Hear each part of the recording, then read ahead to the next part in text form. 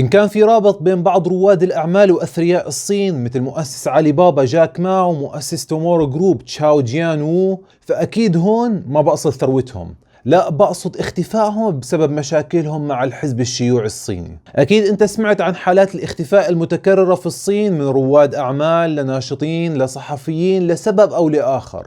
فحلقتنا اليوم رح تحكي عن اختفاء بعض أثرياء الصين. ننطلق.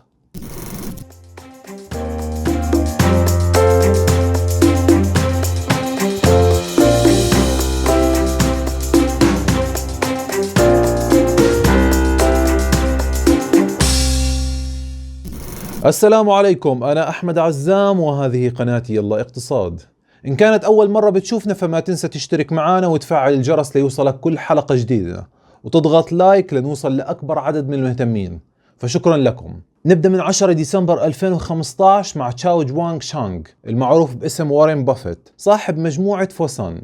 المجموعة صاحبة التكتل الضخم للاستثمار بأكثر من 100 مليار دولار من الأصول، تشمل محفظتهم شركات الأدوية الكبرى في الصين والهند، سلاسل التأمين في البرتغال، منتجع أتلانتيس، وحتى 25 حصة في حلبة سوليل. في عام 2020 شركة فوسان تصنفت بالمرتبة الدولية رقم 371 على فوربس العالمية. تشاو جوانغ شانغ كان بيحتل رقم 17 في قائمة أغنى رجل في الصين في عام 2015، بس ب10 ديسمبر 2015 اختفى من على وجه الكرة الأرضية. المسؤولين التنفيذيين للشركة ذكروا أنه فقدوا الاتصال بمنزل رئيس الشركة في اليوم الثاني من الاختفاء. بينما في 7 يناير 2016 اختفى كمان رجل اللي هو زو تشين يانغ. اختفى الملياردير اللي بيشتغل بمجال الأزياء صاحب البراند ميترز بونواي اللي هي واحدة من أشهر ماركات الأزياء الصينية. هذا البراند خلى الرجل صاحب المركز 62 بين قائمة أغنى رجل في الصين في عام 2015. فزي قصة الرجل الأول في 7 يناير 2016 ذكرت الشركة إنها غير قادرة على الوصول إله، بعدين وصلت التقارير بأن الشرطة قبضت عليه. في يناير 2017 الملياردير تشاو جين وو اللي كان عنده علاقات طيبة مع عائلة الرئيس الصيني شي جين بينغ، تم ذكر بأنه تم وضعه على كرسي متحرك مغطى الرأس من 5 أو 6 عملاء أمن عام صيني غير معروفين. طبعا هو ما كان بيستخدم كرسي متحرك بحياته. تشاو كان عنده تومورو جروب وهي شركة قابضة فيها شركات التأمين والبنوك وعقارات. بهداك الوقت كان صافي ثروته 6 مليار دولار. بعدين تشاو اتصل بأسرته وخبرهم انه هو بخير. الشركة نشرت على وسائل التواصل الاجتماعي انه تشاو بخير بس هو غايب لانه بيتعالج ورح يرجع بأقرب فرصة، وهو نشر على مواقع التواصل الاجتماعي انه بخير وما تم اختطافه، بس بعدين تم حذف كلامه. بينما في مارس 2020 قطب العقارات رين تشي يانغ نشر مقال بينتقد القائد الأعظم في الصين وتعامل الحزب الشيوعي مع الحالة الوبائية، وبمقالته ذكر فيها إنه الناس لازم ما تستسلم لغباء القائد، وذكر إنه لازم يكون في مناهضة للشيوعية، وهذا الكلام كتير كبير.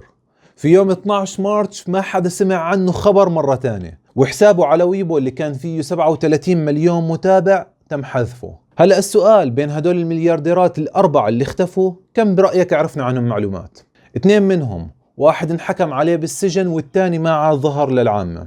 قطب العقارات رين تشي يانغ كان مفقود لمدة 7 أشهر، وبديسمبر 2020 بطريقة سحرية ظهر مرة تانية ليحكم عليه بالسجن ل 18 عام. التهمة طبعا كانت جاهزة اللي هي الفساد ورشاوى وإساءة استخدام سلطته. تم الاستيلاء على كل ثروته وتم تغريمه كمان 4.2 مليون يوان. بينما الملياردير تشاو جيان هو الرجل اللي تم نقله بكرسي متحرك، إذا لسه متذكرينه مصيره لسه مش واضح، فتم اختفائه بيناير 2017 ولسه مكانه مجهول وما ظهر مرة تانية للجمهور. وبدأت الحكومة الصينية تفكيك إمبراطوريته المالية من خلال الاستيلاء على شركاته وأصوله. أما الاثنين اللي ضلوا اللي حكينا عنهم يقال إنهم رجعوا. وارين بافيت الصين ورائد الأعمال في مجال الأزياء ما قدروا يحكوا كلمة واحدة عن سبب غيابهم، وكانوا يتصرفوا كأنه شيء ما حصل. هاي 4 أمثلة بس حكينا عنها، وفي كتير أشخاص أقل شهرة اختفوا مثل صحفيين وناشرين وناشطين ورواد أعمال. وأكيد أحدث مثال عنا هو جاك ما. ب 24 أكتوبر 2020 جاك ما ألقى كلمة في قمة بون فاينانس في شنغهاي، ويا ريته ما ألقاها. فبعد الخطاب جاك ما اختفى.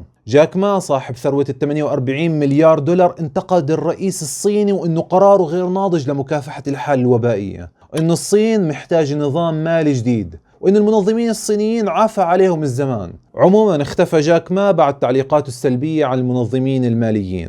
التوقعات كانت بتقول انه تعرض لشكل من اشكال الاقامة الجبرية بمكان معين داخل الصين، فما كان مسموح له يترك المكان تحت امر الرئيس الصيني تشي جين بينغ. حتى ظهر جاك ما بعد 3 أشهر تقريبا من اختفائه، وتم تبرير اختفائه من وسائل الاعلام انه الزلمة كان ماخذ اجازة. فجاك ما الرجل المهم اقتصاديا بالصين، واللي بيعكس صعود الصين كقوة اقتصادية، واللي لازم نعرف عنه شوية معلومات. فمن تأسيس شركته للتجارة الإلكترونية علي بابا في عام 1999 صارت إمبراطورية جاك ما التجارية الآن بتمتد لصناعات التكنولوجيا المالية مثل أنت فاينانشال وألي باي، والترفيه مثل ألي بابا بيكتشرز، والإعلام مثل ساوث تشاينا مورنينج بوست، وكمان حصص بكثير من الشركات خارج الصين. في عام 2014 طرحت شركة علي بابا للاكتتاب العام في بورصة نيويورك، وجمعت مبلغ قياسي واللي وصل ل 25 مليار دولار. طبعا علي بابا كان معلم لغة إنجليزية. بالإضافة لسمعته كرجل أعمال فهو معروف إنه فاعل خير، ومن خلال مؤسسته الخيرية فهو تبرع للقضايا التعليمية البيئية والخيرية. في عام 2018 تم الكشف على أنه الملياردير كان عضو في حزب الشيوعي الصيني، وبنفس العام أعلن استقالته عن الشركة. فبالرغم من أوراق اعتماده القوية اقتصاديا وأنه من الحزب الشيوعي طبعا، فكل هذا ما كان بيكفي لحماية ما من المنظمين الصينيين اللي اتهمهم بالوقوف ضد الإبداع. فاعتبروا تعليقاته الفظة واللي انتشرت على وسائل التواصل الاجتماعي بشكل كبير على إنها هجوم على البلد. فبقمة بون فاينانس في شنغهاي دعما لإصلاح النظام المالي اللي هو قديم وعفى عليه الزمن على حد تعبيره، ومتفادي المخاطر لجديد وشامل وعالمي. فبعد 10 أيام من خطابه المصيري انهار الاكتتاب العام الضخم لإمبراطوريته المالية أنت جروب. ومش بس هيك، أعلن المنظمين الصينيين كمان عن فتح باب تحقيق في مكافحة الاحتكار في مجموعة علي بابا، وتم استدعاء ما ورؤساء التنفيذيين لإجراء المقابلات. بداية اختفاء جاك ما ظهرت مع عدم حضوره برنامج التلفزيوني أفريكا's Business Heroes، واللي هو طبعا حكم فيه. ما بالرغم من استقالته إلا أنه بيعتبر مؤثر جدا على أسهم الشركة والعمل، فظهوره بفيديو 50 ثانية ما كان كفيل على محي مخاوف المستثمرين بسهم علي بابا. فالخوف بأنه علاقاته السياسية مع الحكم في الصين ممكن يأثر على استثماراته الداخلية أكثر وأكثر. إذا أنتم فاكرين أنه خلصنا للأمثلة كثيرة، ننتقل لكمان أمثلة بس أقدم شوي. في عام 2010 ملياردير الإلكترونيات وانغ يو، أنا نفسي أعرف ليش أسمائهم زي هيك، واللي كان أغنى رجل في الصين وقتها، تم اعتقاله والحكم عليه بالسجن 14 عام، والتهمة جاهزة طبعا اللي هي الفساد. بس الحمد لله على سلامته، تم إطلاق سراحه بمنتصف عام 2020 بعد 10 سنوات يعني خلف القضبان. فعشان نعرف بما انه كلمة الفساد وردت كتير، فلازم نعرف انه بعد تولي الرئيس شي جين بينغ الحكم في عام 2012 اطلقت الصين حملتها الاكثر شمولا لمكافحة الفساد، واللي استهدفت ما سموه تايجرز اند فلايز، واللي هم البيروقراطيين يعني النمور، والمسؤولين ذوي الرتب الدنيا اللي هم الذباب. 8 سنوات كانت كفيلة بسجن 300 ألف شخص بتهم الفساد بناء على كلام وكالة الأنباء الصينية زينهوا. وكمان مثال عندنا اللي هو زو مينغ،